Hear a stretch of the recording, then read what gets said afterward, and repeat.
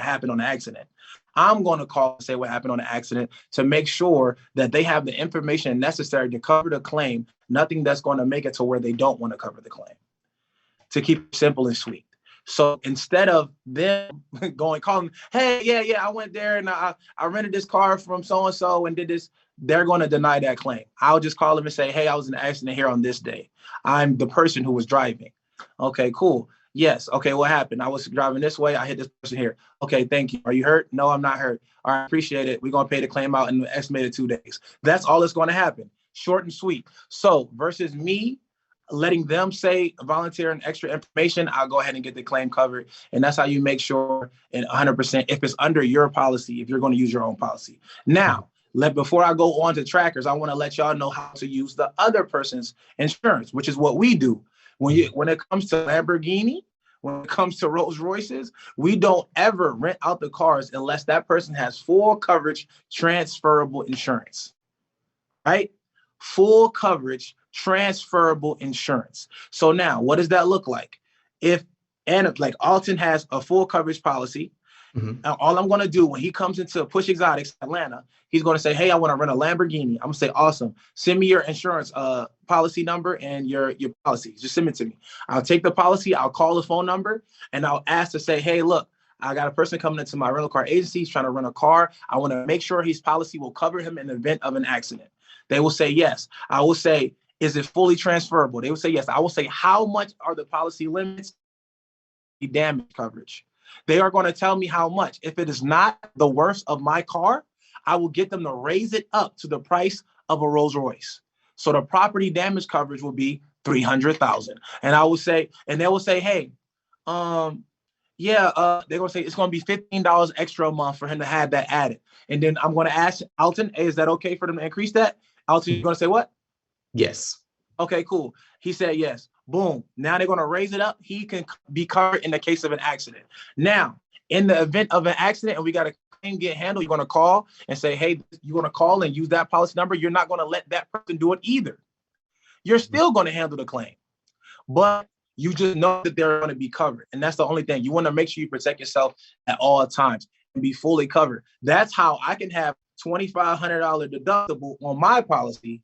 And Anime can have his low deductible. I don't care what his deductible is because he's going to be paying me out in the event that he has it. So it's going to be also paid out in a liability style. It's going to be liability and then property damage coverage. And that's going to be able to pay out my full price of my Rolls Royce.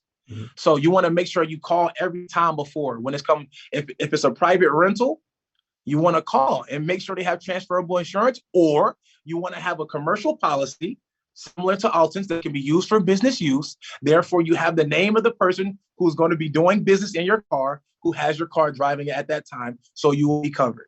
Mm-hmm. Point blank, period. Now that we understand what insurance looks like, we want to go straight into trackers.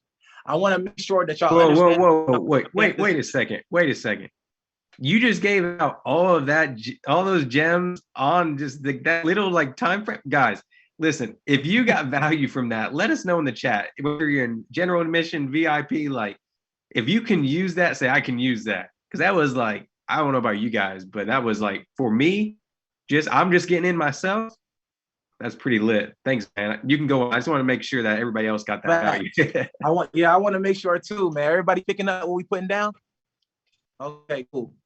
All right, so Bex, look, also, we're going to talk about diminished value claims as well before I even go to trackers, my bad. So on a diminished value claim, the only time you're going to be able to do a diminished value claim is if the car is repairable. Everybody comment repairable. I want y'all to write this on y'all papers. Everybody who's taking notes, even if you're in the Facebook group, whatever, write down repairable and diminished value claim. Repairable. If it's not repairable, you cannot do a diminished value claim. If it's not repairable, you cannot do a diminished value claim.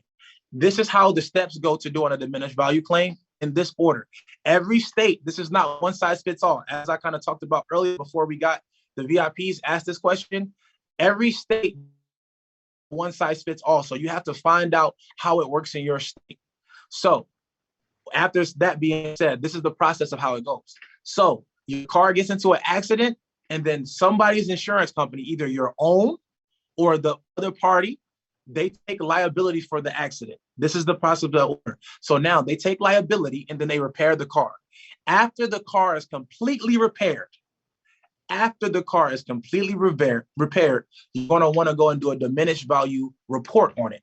There are companies that do diminished value reports, right? I use a company called Direct Check Atlanta, but they do diminished value reports outside of Atlanta as well. So you want to go ahead and get you a diminished value report done on the car after it's repaired. And then after you get the diminished value report, then you are going to submit this report to the insurance company that assumed liability. Now, this can be your own insurance or it can be the other party's insurance. Either way, they are going to be liable to pay you. Car is now worth less because it's been an accident. When a car gets into an accident, it goes onto the Carfax, it goes onto the Experian auto vehicle report, and now the car is now worth less when you go try to sell it. If I go try to sell my Lambo that's been an accident, they're gonna be like, yeah, I'll buy it, but it's been an accident, so I got to give you $60,000 less than what I would give to this person who has the same Lambo and the same mileage but no accident. So now, because it's now worth less, the insurance company owes you a check for that amount. So the process goes exactly like that. You get the car repaired, you do a diminished value report, you submit the claim into the insurance company. Now, they will negotiate with you.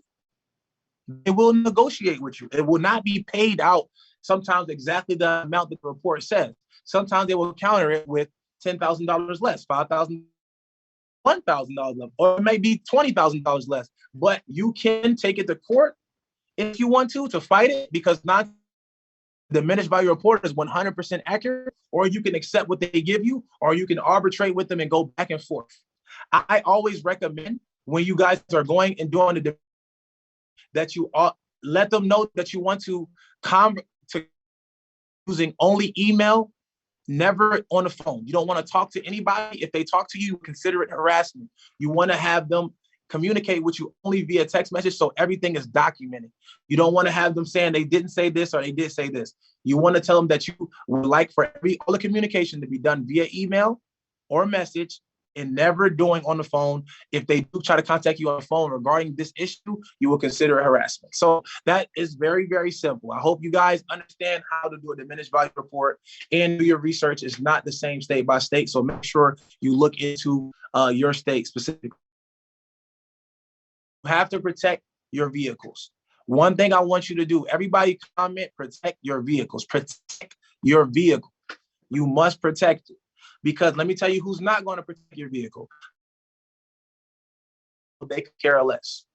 When you call a cop and tell them you got a stolen car, they'll say, we'll be there in a couple of hours to do a report. They don't care. They're not going to look for it. They're not going to go outside and try to find it. It will be pure luck for them to find your car. So therefore,